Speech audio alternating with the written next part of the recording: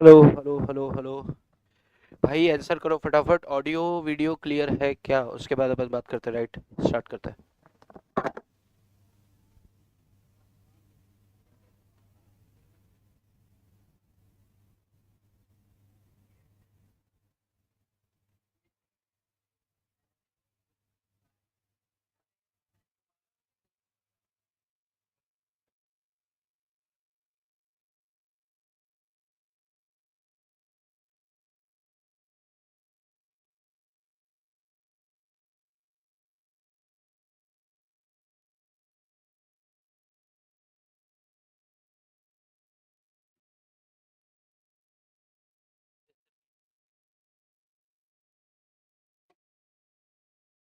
Hello, एक दो minute start करते हैं।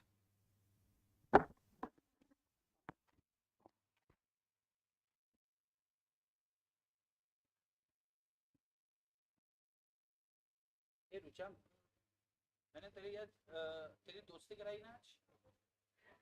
तो इसी टाइम पर मैं तेरे लिए कितना करता हूँ।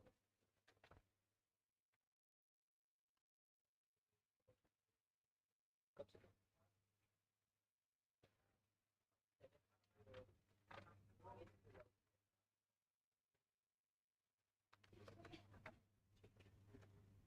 8 से 16, 9 दिन। ठीक। मेरा ये दे देगा।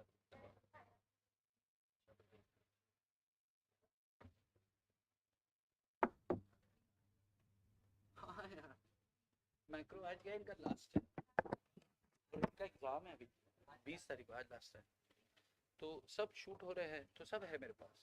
तो वही मैं प्लान करूंगा कि उस समय पे क्या रहेगा, वो मैं तुम्हें कल या परसों में दे दूंगा। तो एक चैप्टर एटलीस्ट उस दौरान अपन करेंगे।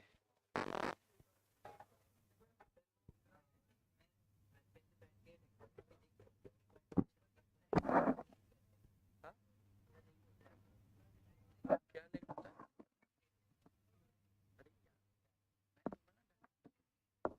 मैं डायरेक्ट ही यूट्यूब वाला लिंक मुझे ये करना, तो बात ही खत्म हो गई। Hello hello hello hello hello hello, कौन कौन आ गया जी? अरे कुणाल कैसे आ गया? जय श्री कृष्णा। जय श्री कृष्णा हिमांशु, सोहम जी, नमस्ते। Himanshu, okay, thank you. Let us start. बिना इंतजार किए किसी का हम स्टार्ट करते हैं। हम लोग का बॉस थोड़ा सा बचा है, एकदम 30 ml, थोड़ा सा बस बचा है, थोड़ा सा एकदम छोटू सा बचा है।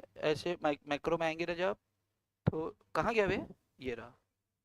ये हमारा लास्ट डिस्कशन खत्म हुआ था, बजट के ऊपर हमने बात करनी है। चलो, तो शुरू करते हैं। ओके। हाँ बॉस, ध्यान से सुनो। स्टार्ट करें? अंगूठा दे दो, अंगूठा। अंगूठा दे दो, स्टार्ट करें। लास्ट यूनिट बचा है अपना पूरे सिलेबस के लिए, प्रोसेस ऑफ बजट मेकिंग।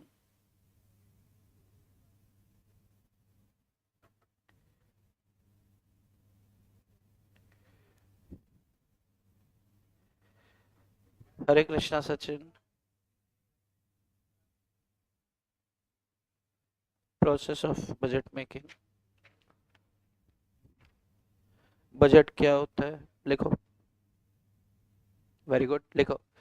अच्छा, बजट जैसे आपको पता है कि बजट क्या होता है। बजट एक स्टेटमेंट होता है जिसमें देश के पास पैसा कहाँ कहाँ से आने वाला है और देश को उस पर एक्सपेंडिचर कहाँ कहाँ करने हैं। तो इसको अपन क्या बोल देते हैं? बजट बोल देते हैं। इसको हम क्या बोल देते हैं? बजट बोल देते हैं।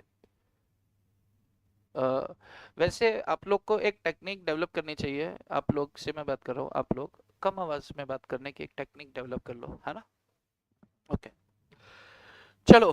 तो बजट क्या होता है? बजट इज अ स्टेटमेंट जिसमें पैसा कहाँ से आ रहा है और पैसा कहाँ जाने वाला है, वो तय किया जाता है। तो गवर्नमेंट क्या करती है? बजट बनाती है। बजट जनरली कब बनता है अपने देश में? 1 फरवरी को बनता है भाई।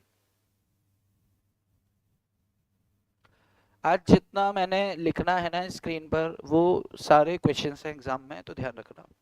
ठीक है? बजट होता क्या है मैं लिख देता हूँ। लेकिन government budget is a schedule, schedule.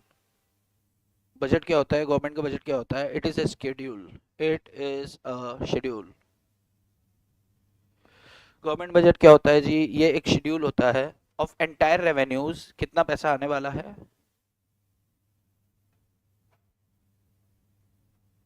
of entire revenues and expenditure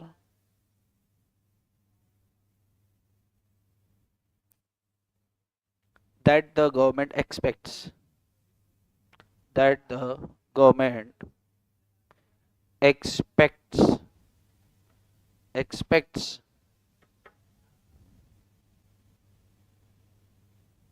to receive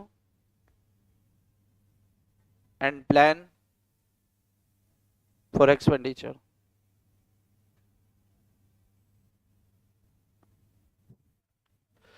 it is a schedule of entire revenue and expenditure. Government क्या देखती है कि भाई हमको, तेरा वो सुबह वाला डाउट हो गया सॉल्व? कैसे हुआ? किसने? चल जा, भाग जा। गेट आप ऐसे कर जाओगे जाते वक्त? आप बहुत अच्छे हो। चलो, it is a schedule. Budget क्या होता है जी? एक शेड्यूल होता है जिसमें, देखो सीधी सी बात है कि अपने भारत देश के अंदर तमाम तरह की जगह से, एकदम कहानी सुन लो, कहानी में चैप्टर खत्म है यार, फिर मैं आपको टर्म्स बता दूंगा, वो टर्म्स आपको तैयार करनी है और एग्जाम में जाना है, दैट्स इट।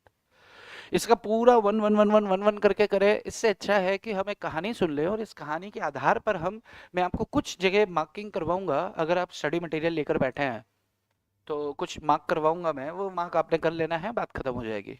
बराबर? कुछ टर्म्स है, मैं आपको पेज नंबर बता दूंगा। कितने लोग स्टडी मटेरियल लेकर बैठे हैं? आपको लिखना है 1। जितने लोग स्टडी मटेरियल साथ में लेकर बैठे हैं वो लिखे 1, और जो नहीं लेकर बैठे वो लिखे 2। स्टडी मटेरियल जो साथ में, जिसके पास आसपास भी है वो लिखे 1, और जिसके पास नहीं है वो लिखे 2। और जो रिकॉर्डेड देखेंगे वो बिल्कुल स्टडी मटेरियल को पॉज करके स्टडी मटेरियल साथ में ले लेना। क्यों? क्योंकि उस पर आधारित मैंने बताना है। 4 क्वेश्चन यहाँ से बनेंगे, और वो कहाँ कहाँ से बनेंगे? स्टडी मटेरियल में मैं 6 जगह आपको मार्क कराऊंगा, वहीं से होने वाला है आपका पूरा ये चैप्टर का क्वेश्चन पेपर। बराबर? क्योंकि बहुत सारा लिखवाऊं और ये करूं, और अभी मुझे नहीं लग रहा कि लाइक जो काम एक 40 मिनट 30 मिनट 35 मिनट में हो सकता है, उसके लिए 2.5 घंटे हम क्यों खराब करें। सचिन आप लेकर बैठना जब बाद में, राइट? चलो, तो बजट क्या होता है? बजट सरकार के पास कहां कहां से पैसा आ रहा है। अच्छा, सरकार के पास जहां जहां से पैसा आ रहा है वो सारा पैसा सरकार कहां पर रखती है? वो सारा पैसा सरकार कहां पर रखती है? सरकार एक फंड बनाती है जिसको बोलते हैं consolidated fund, consolidated fund of India. यानी कि अच्छा, प्रैक्टिकली सोचो, सरकार के पास पैसा कहां कहां से आने वाला है। तो सरकार के पास पैसा आने वाला है कहां कहां से? टैक्स से पैसा आएगा, इनकम टैक्स से, वेल्थ टैक्स से, जीएसटी से, एक्साइज ड्यूटी से, कस्टम ड्यूटी से। यानी कि जितने भी ड्यूटीज, टैक्सेस और सेसेस हैं वहां से पैसा आएगा। एक। दूसरा, सरकार ने कहीं इन्वेस्टमेंट कर रखा है, सरकार ने किसी को लोन दे रखा है, तो उसका ब्याज, सॉरी खुजली हो रही है नाक में, बता, तो उसका ब्याज होगा या उसका डिविडेंड होगा, वो सरकार की इनकम है, वो कंसोलिडेटेड फंड में आएगा। सरकार ने किसी को लोन दे रखा था, अब सरकार ने वो लोन वापस रीपेमेंट करवा लिया उससे, तो this is also and what? Receipt, consolidated fund में आएगा। सरकार ने किन शेयर्स में इन्वेस्टमेंट किया था, सरकार ने वो शेयर्स बेचकर पैसा ले आया, अगेन वो गवर्नमेंट की रिसिप्ट है। तो गवर्नमेंट की रिसिप्ट, सारी रिसिप्ट किस में आने वाली है? कंसोलिडेटेड फंड में आने वाली है। और ये कंसोलिडेटेड फंड में कौन कौन सी रिसिप्ट होगी? या तो रेवेन्यू रिसिप्ट होगी या फिर कैपिटल रिसिप्ट होगी। रेवेन्यू रिसिप्ट में क्या होते हैं? सारे टैक्सेस। रेवेन्यू रिसिप्ट में क्या होगा? इंटरेस्ट ऑन लोन्स, जो आपने लोन्स एंड एडवांसेस दे रखे हैं। रेवेन्यू रिसिप्ट में क्या होगी? आपने किधर इन्वेस्टमेंट कर रखा है तो उसमें क्या मिल रहा है आपको? डिविडेंड मिल रहा है, डिविडेंड ऑन इन्वेस्टमेंट या इक्विटी शेयर्स, सरकार ने इन्वेस्टमेंट कर रखा है। On the other hand capital receipt की बात करें तो सामने वाले ने क्या किया? रीपेमेंट ऑफ लोन किया, या फिर हमने इन्वेस्टमेंट को क्या किया? बेच दिया, सेल ऑफ इन्वेस्टमेंट। ऐसे और तमाम सी लिस्ट है, मैंने आपको मार्क करवाना है, लेकिन आपको बात समझ में आ रही है? सिर्फ ये समझो प्रोसेस ऑफ बजट मेकिंग समझ रहे हैं अपन, बस और कुछ नहीं। और इसमें कोई टर्म्स है, वो टर्म्स की डेफिनेशन हमें पता होनी चाहिए कि फिस्कल बजट क्या होता है, लॉस बजट क्या होता है, डेफिसिट बजट क्या होता है, सरप्लस बजट क्या होता है, प्राइमरी डेफिसिट क्या, डेफिशिएंसी या डेफिसिट क्या होता है, फिस्कल डेफिसिट क्या होता है, रेवेन्यू डेफिसिट क्या होता है। तो ये क्या क्या क्या क्या क्या होता है में से 2 से 3 क्वेश्चन ही क्या होता है में ही आ जाएंगे, बराबर। कहानी सुन लो बस, उसके बाद हम टर्म्स पे आएंगे। तो क्या होता है भाई साहब कि हर साल क्या होता है कि सरकार को सरकार क्या करती है, पूरे देश में क्या करती है, खर्चे करने के लिए ये देखती है कि हमारे पास पैसा कितना आया है। तो सबसे पहले देखा जाएगा जेब में पैसा कितना रखा है। और जेब, इस जेब, सरकार की जेब को क्या बोलते हैं, जहां से पैसा निकलना है, कॉन्सोलिडेटेड फंड्स ऑफ इंडिया। यहीं से सारे खर्चे होने हैं। यस।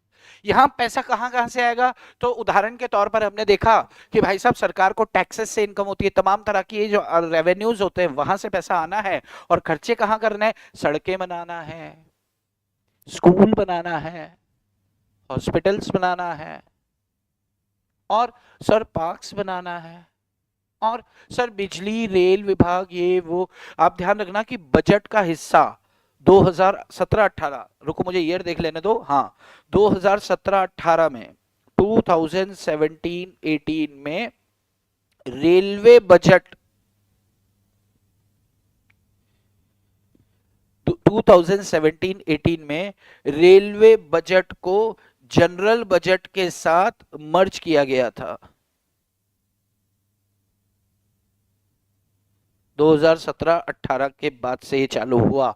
तो ये पूछा जाता है कि 2017-18 में, 2017-18 में, हर हर महादेव निखिल, 2017-18 में कौन से रेलवे बजट को कौन से ईयर में आपने स्टार्ट किया था अपने जनरल बजट के साथ?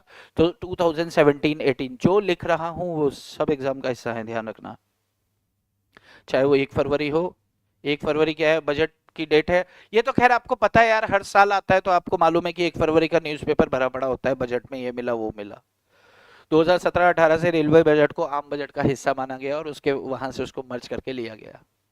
बजट बनाने के लिए, बजट होता क्या है सर, सरकार के पास जितना भी पैसा आया है उसमें से सरकार जितना भी खर्चा करने वाली है, तो सरकार क्या करती है, एक बजट बनाती है कि यार मुझे कहां पर, किस सेक्टर में कितना पैसा खर्च करना है, किस सेक्टर में कितना पैसा नहीं खर्च करना है। तो अब क्या होता है, हर सेक्टर वाले ना अपनी अपनी डिमांड लेके आते हैं, हर स्टेट अपनी डिमांड लेके आता है।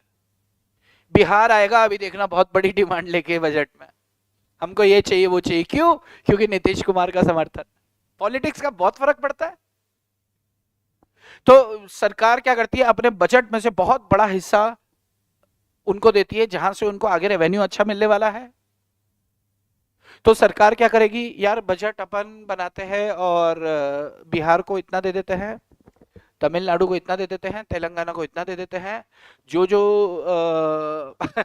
जो जो हमको समर्थन दिए। हाँ, नहीं, बट अगर अपन एक जेन्युइन बात करें ना, तो हर वो वहां का मुख्यमंत्री होता है ना, उससे डिस्कशन किया जाता है, वो अपनी मांग रखता है, जरूरी नहीं है उस मांग को पूरा किया जाए।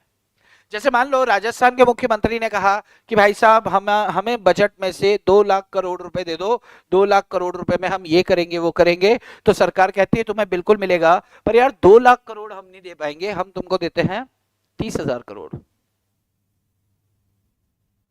यानी कि आपकी डिमांड या आप जो भी ग्रांट आपको दी जानी है उसमें अगर क्या किया जाता है, कट ऑफ किया जाता है। आपने जो डिमांड की है, अगर उस डिमांड के अंदर किसी भी तरह का कट ऑफ किया जाता है तो उसको बोलते हैं कुछ, रुको मैं नाम ध्यान नहीं आ रहा मुझे, मैं देख के बताता हूँ, कट मोशंस बोलते हैं उसको शायद, बातें करते करते ना स्किप हो गया। चलो, उसको हम क्या बोल देते हैं, अगर आपकी डिमांड में किसी तरह का पैसा डिडक्ट किया जाता है या आपकी डिमांड से आपको पैसा कम दिया जाता है, तो उस कम पैसे को हम बोलते हैं कट मोशंस। क्या बोल देते हैं अपन? उसको बोल देते हैं कट मोशंस। ठीक है, कट मोशंस। फिर से सुनो, फिर से आता है। हमारी सरकार क्या चाहती है कि हम पूरे देश का बजट बनाएं, क्योंकि देश के किस किस सेक्टर में कितना कितना खर्चा करना है। तो पहले बजट की तैयारियां होती है। सोचो 1 फरवरी को बजट आने वाला है, 1 फरवरी को बजट आने वाला है। तो और आगे आने इस साल मान लो हमको कि 50 लाख करोड़ रुपए का टैक्स से रेवेन्यू कलेक्ट हुआ, तो सरकार ये मान के चलती है कि यार इस बार हो सकता है 60 या 70 लाख करोड़ रुपए अगली बार रेवेन्यू रिसीव होगा। तो फ्यूचर प्रोजेक्शंस भी देखते हैं, 4-4 5-5 साल के लिए भी बनता है बजट, शॉर्ट टर्म भी बनता है, लॉन्ग टर्म भी बनता है। यस। अच्छा, तो अब तमाम तरह की सरकारें, राज्य सरकारें आती है कि हमको इतना चाहिए, हमको इतना चाहिए, हमको इतना चाहिए। बोलते रुक रुक रुक, कितना चाहिए तेरे को? 2 लाख करोड़। अपनी शक्ल देखी है? 30,000 करोड़ ले, मस्त रहे, चल भाग ऐसे। तो उसको बोलते हैं, ऐसे घुमाते और बोलता है कि चल निकल। तो इसको क्या बोलते हैं, अगर किसी की डिमांड के अनुसार हमने उसको पैसे कम करके दिए हैं तो इसे क्या बोल देते हैं? कट मोशंस बोलते हैं, राइट। ध्यान रखना, जिसने डिमांड किया हो, डिमांड से कम हम उसको दे रहे हैं तो उसको हम क्या कहते हैं? अच्छा, बजट बनाने का काम क्या होता है भाई साहब? किसका होता है? फाइनेंस मिनिस्ट्री का। यार ये तो हमें पता है, निर्मला सीतारमण टाइम पास करती हैं आकर, मतलब बजट के ऊपर कुछ भाषण देती हैं, स्पीच देती हैं। तो finance ministry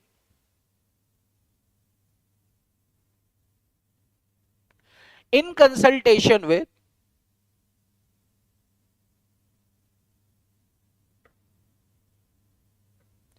NITI Aayog,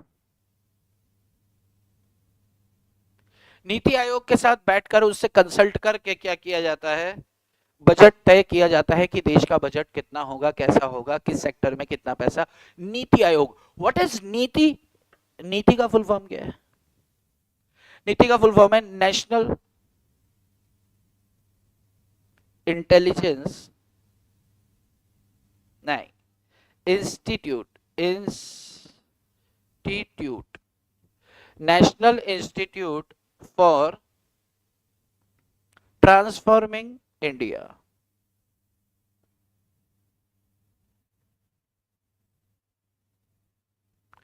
national institute for transforming India.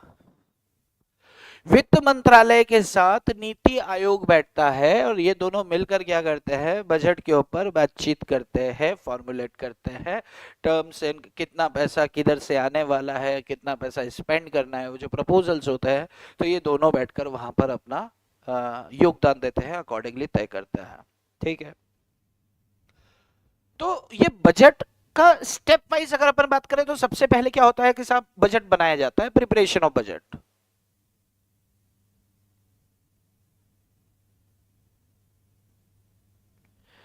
वित्त मंत्रालय और नीति आयोग ने मिलकर बैठकर तमाम तरह के मुख्यमंत्रियों से उनसे सलाह मशवरा करके उन्होंने एक बजट बनाया कि भैया किस सेक्टर में कितना पैसा हम खर्च करना चाहते हैं। जब बजट प्रिपेयर हो गया तो इसको अब क्या करेंगे? पार्लियामेंट के सामने रखेंगे फाइनल करने के लिए।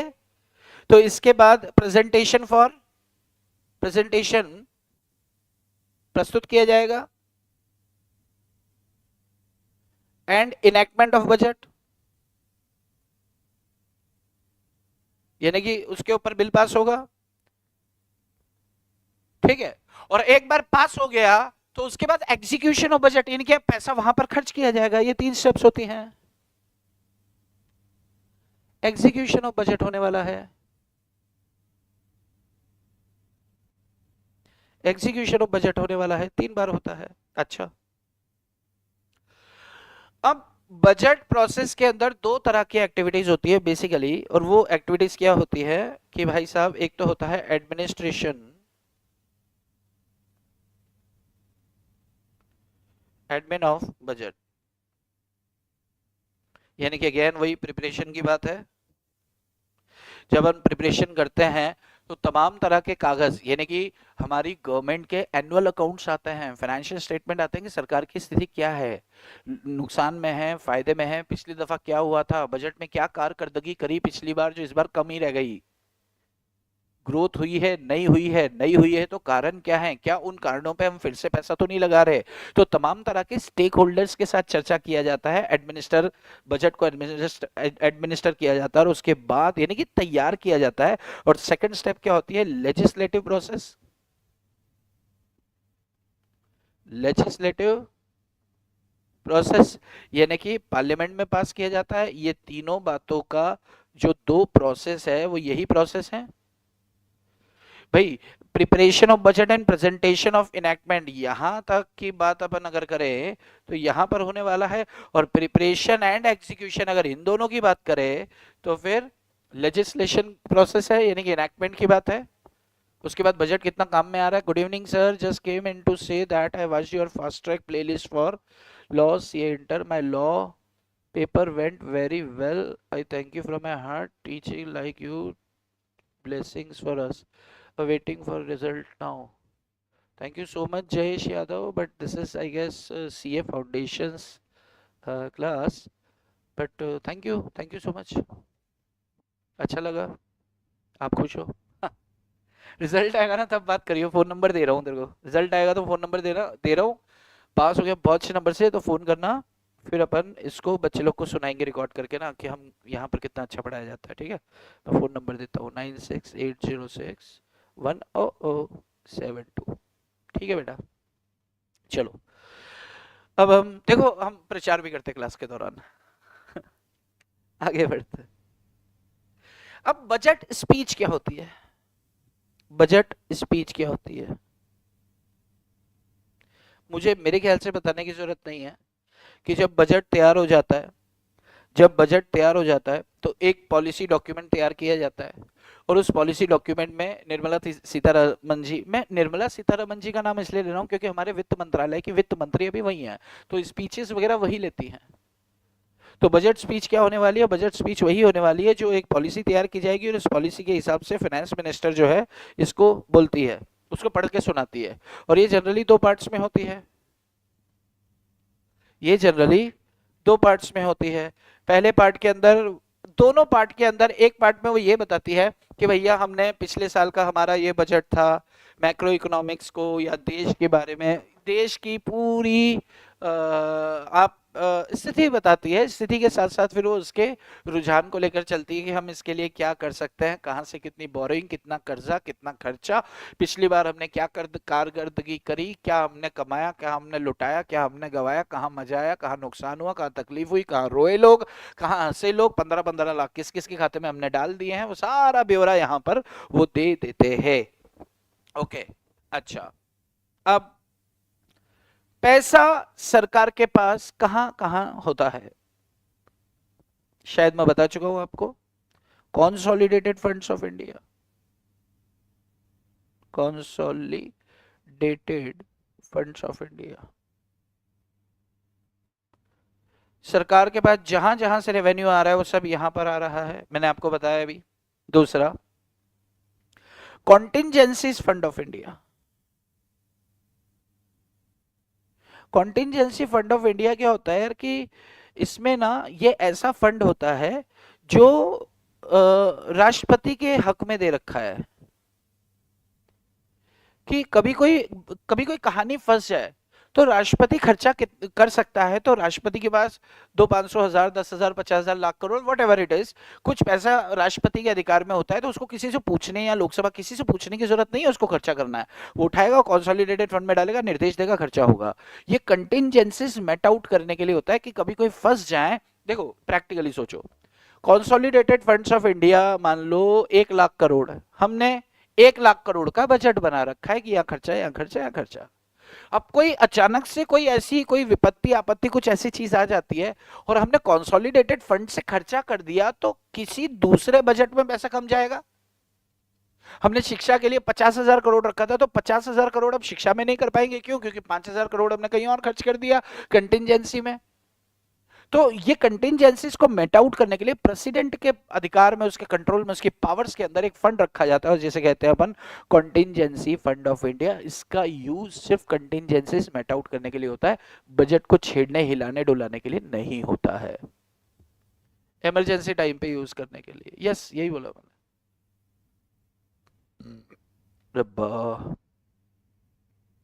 And number 3 is public account. Public account मतलब यार पब्लिक का पैसा पड़ा है किसी खाते में, वो गवर्नमेंट का पैसा नहीं है। जैसे पीएफ अकाउंट होता है पब्लिक का, या पब्लिक ने कुछ पैसे डिपॉजिट कर रखे हैं किसी भी ये सरकारी स्कीम के तहत, जैसे पीएफ, जैसे सरकारी स्कीम ना, प्रोविडेंट फंड। प्रोविडेंट फंड क्या होता है कि एम्प्लॉय का भी कुछ कट रहा है, एम्प्लॉयर भी अपना कटवा रहा है, एम्प्लॉय का भी कुछ सैलरी से डिडक्शन हो रहा है, एम्प्लॉयर भी उसमें सैलरी का कुछ कंट्रीब्यूशन दे रहा है, तो दोनों का मिलके उस एम्प्लॉय के खाते में जमा हो रहा है। और एम्प्लॉय क्या करने वाला है कि इसको at the time of retirement ये पैसे को निकालने वाला है। तो इसको क्या बोल देते हैं अपन, पब्लिक अकाउंट बोल देते हैं। क्या बोल देते हैं, पब्लिक अकाउंट बोल देते हैं। ठीक है, चलो नेक्स्ट टर्म। या अच्छा, बजट कहाँ डिस्कस किया जाता है, लोकसभा के संसद सभा के पोस्ट ऑफिस डिपॉजिट, एग्जैक्टली। दोनों सदनों के समक्ष, संसद के दोनों सदनों के समक्ष क्या किया जाता है कि ये जो होता है क्या बोलते हैं, बजट को रखा जाता है।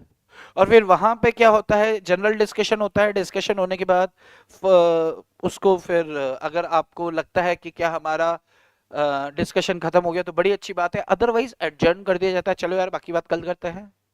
हो गया क्या, नहीं हुआ, चलो यार बाकी बात कल करते हैं। अब हुआ क्या कि नहीं नहीं हुआ नहीं, अभी अभी तक तो नहीं हुआ, अच्छा चलो यार कोई चक्कर नहीं, बाकी बात कल करते हैं। ये कल कल कल कल कल कल कल कल करते करते मैक्सिमम कितना खींच सकते हो आप, 75 डेज। 75 डेज में आपको यहां से बाहर निकालना ही है। Within 75 days the parliament has to pass, so this is important, कितने दिनों के अंदर parliament has to pass, parliament has to pass finance bill within 75 days from its introduction।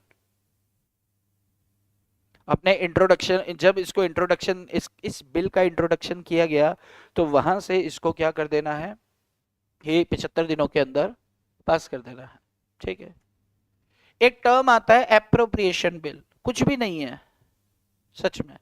Nikhil बताओ जरा, एप्रोप्रिएशन बिल क्या होता है।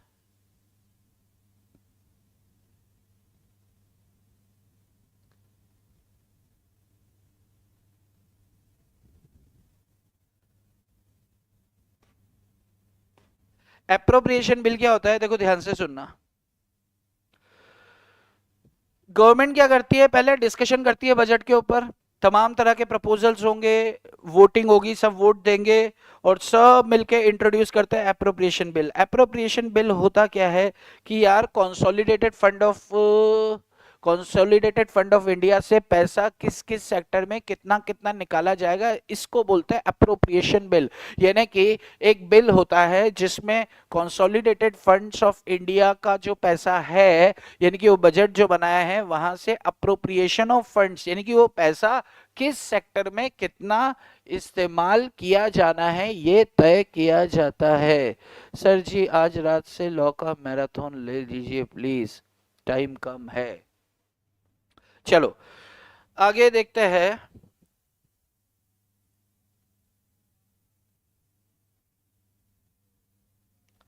अच्छा, एक एक छोटा सा टर्न और है जिसको गिलोटाइन बोलते हैं।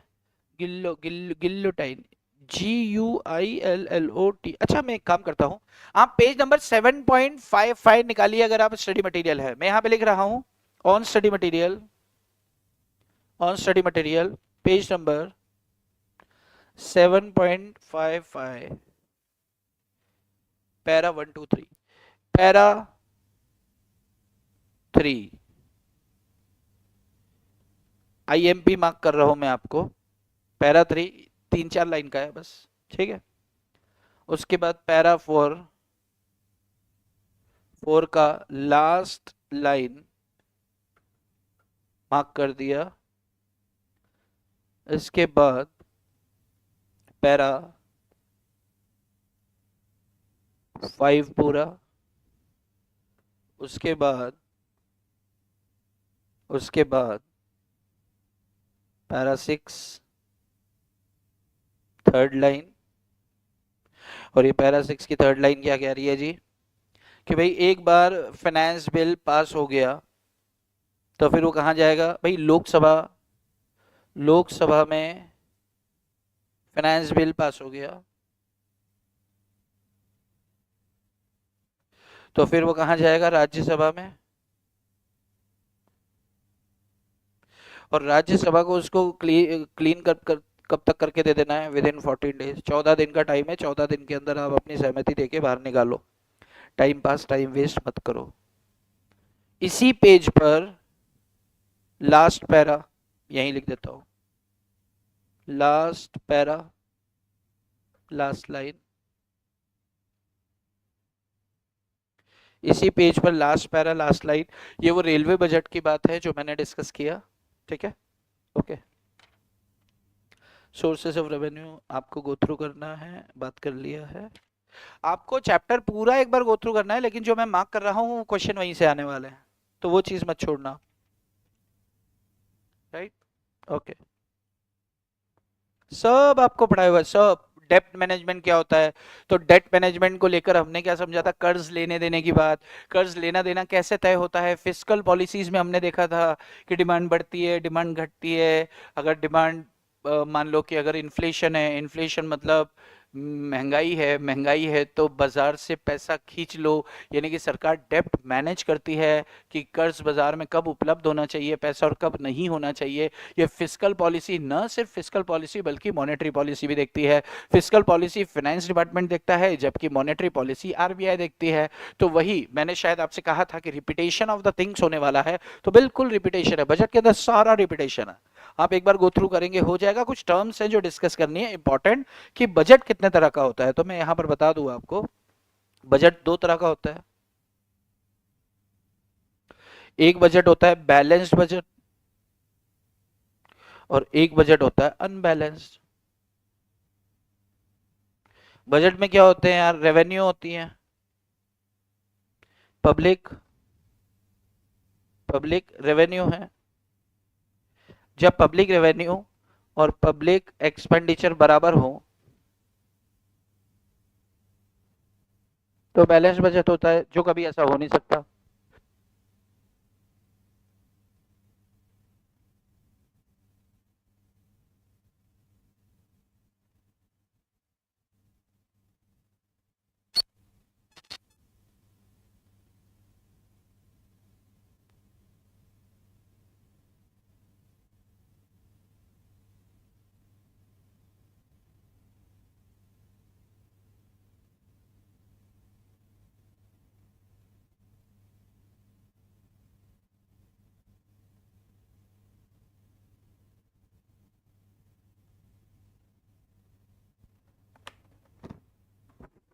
हेलो हेलो हेलो, हाँ।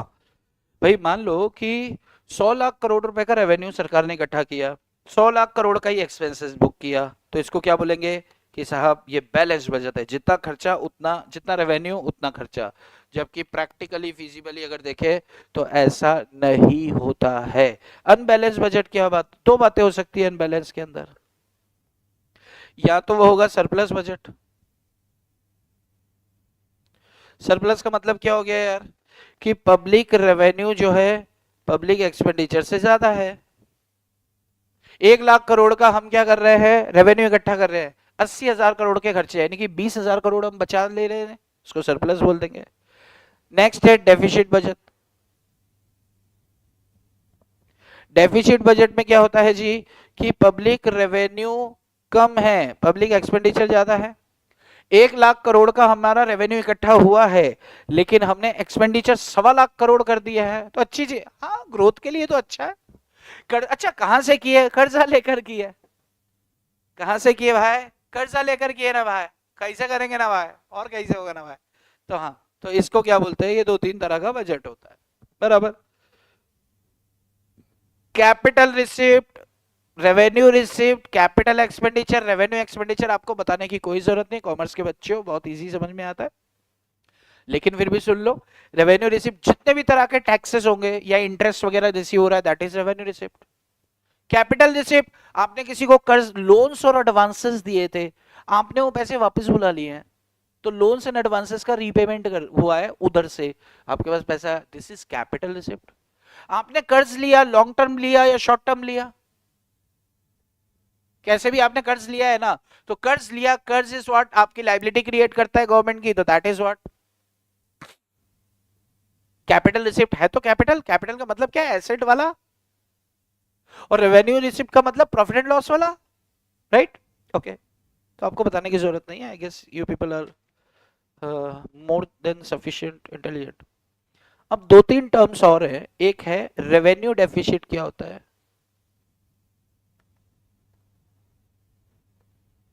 Revenue deficit? क्या होता है?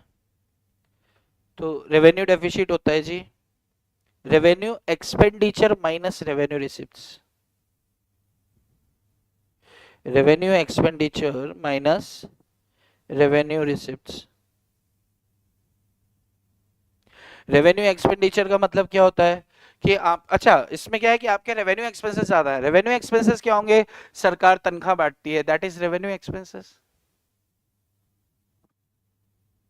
सरकार लोन बांट दे रही है, दैट इज कैपिटल एक्सपेंडिचर।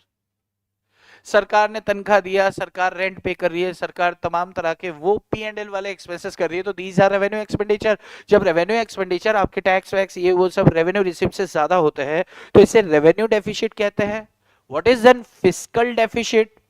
ये इक्वेशन से आपको याद करनी है, इसका कोई रास्ता नहीं है।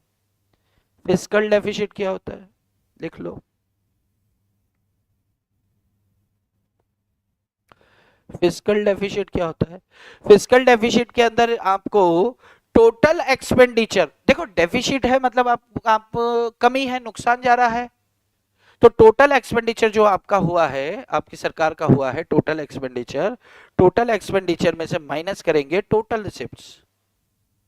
टोटल रिसिप्ट्स, लेकिन excluding, excluding what?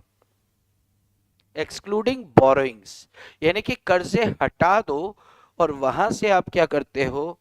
Total receipt, यानी कि रेवेन्यू रिसिप्ट की बात कर रहे हैं यहां पर। या आपने इन्वेस्टमेंट किया, इन्वेस्टमेंट को बेचा, that is not borrowing, that is receipt. चाहे वो कैपिटल रिसिप्ट हो तो भी माइनस करेंगे, लेकिन अगर हमने कर्ज लिया, वो कर्ज को हम माइनस नहीं करेंगे। बात समझ, क्योंकि वो हमारा पैसा नहीं है, बाहर का पैसा है।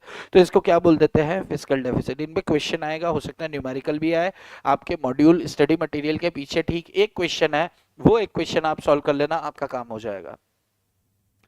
तीसरा एक डेफिसिट और बताया इन्होंने, that is primary deficit. Primary, कौन सी मरी? Primary, primary deficit.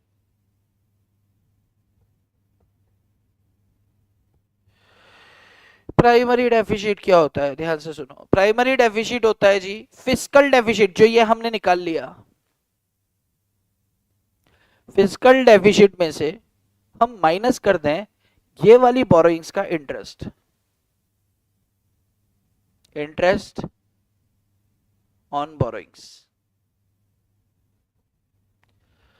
Interest on borrowings को अगर हमने वहां से हटा दिया तो that is what? Primary deficit. तो प्राइमरी डेफिसिट निकालने के लिए फिस्कल डेफिसिट निकालना कंपलसरी है। और फिस्कल डेफिसिट कैसे निकले? अच्छा, प्राइमरी डेफिसिट का एक एग्जांपल, अगर एक इक्वेशन अगर हम और लिखें तो क्या हम ऐसा लिख सकते हैं क्या? टोटल एक्सपेंडिचर बराबर plus interest on borrowings minus minus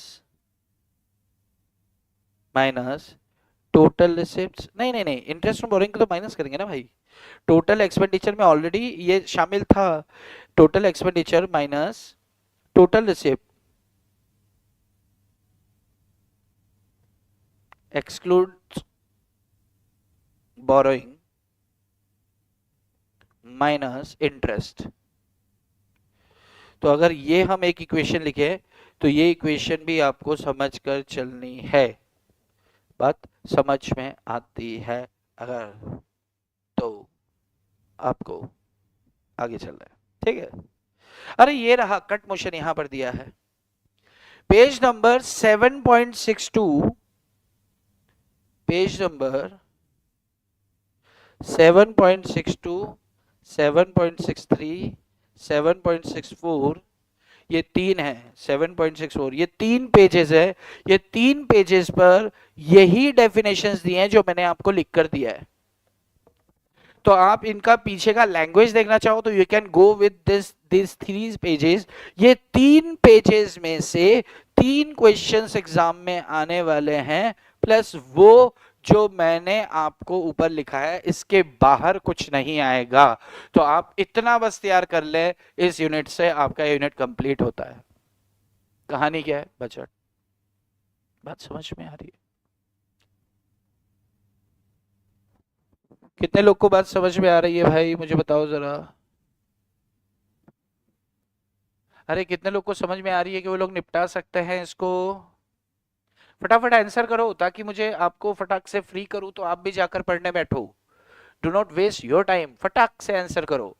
अरे क्या जैसे मैं बता रहा हूं आप इसको जाकर गो थ्रू कर सकते हो कि आपको चीजें समझ में आ रही है कि इस चैप्टर में है ही नहीं कुछ। आपको स्टार्ट कहां से करना है? How to start this chapter? You start this chapter from 7.62, not from start. Don't start from start, you just start from 7.62, then 7.63, then 7.64, और ये तीनों पेजेस को कर लो आपने जो लिखा है उसके साथ। अब मैं कह रहा हूं ऐसे पानी की तरह निकलेगा एकदम मक्खन। और उसके बाद जो पैराग्राफ्स मैंने आपको मार्क कराए हैं, तो इतना कर लोगे 4 से 5 नंबर का आने वाला है। देखो मेरे पास ये अपना स्टाइल नहीं है, मेरे को मालूम है।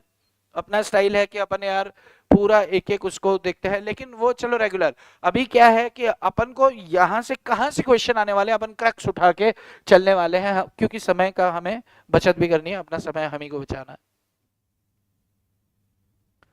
तो this is for you guys. तो आप लोग क्या करें, क्या तैयार कर सकते हैं? क्या हमें इजाजत ले लेनी चाहिए? क्या आपको मुझे छुट्टी दे देनी चाहिए?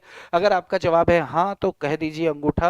अंगूठा नहीं, आप अगर इफ यू वांट कि हाँ आप you people are satisfied like you can do this chapter by your own, you have to read right.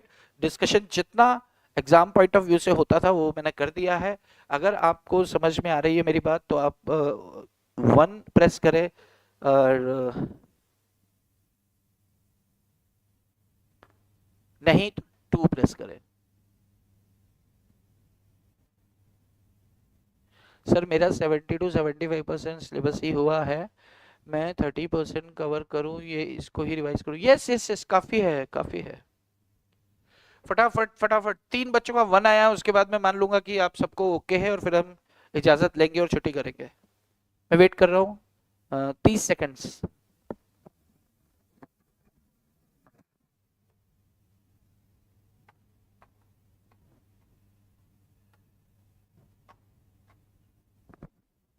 चलिए बॉस, चलिए, thank you so much, thank you so much. आप लोग तैयारी करें, बिल्कुल घबराने का नहीं, चिंता करने का नहीं।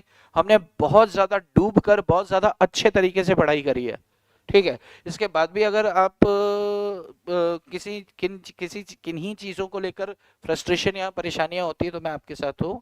आज के लिए इतना ही। कल हम लोग कॉन्ट्रैक्ट एक्ट का लाइव सेशन रखने वाले हैं 8:30 से 11, और परसों हम बाकी टॉपिक्स को रखने वाले हैं।